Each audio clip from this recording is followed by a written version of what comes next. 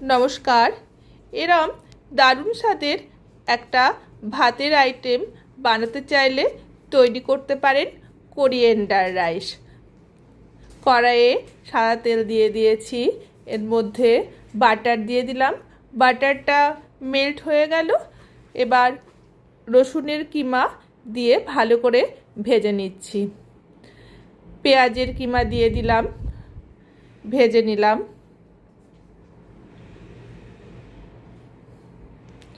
ডিম দিয়ে দিয়েছি, ভেজে নিচ্ছি।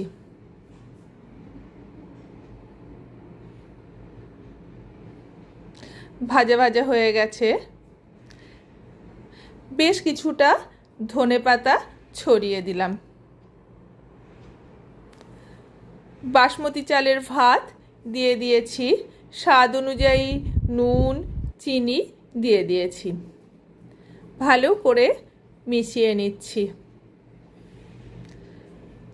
অনেকটা গোলমরিচ গুঁড়ো দিয়ে দিলাম।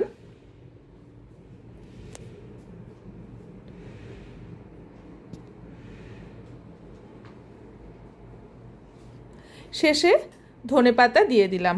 হয়ে গেল কোরিয়ান্ডার রাইস।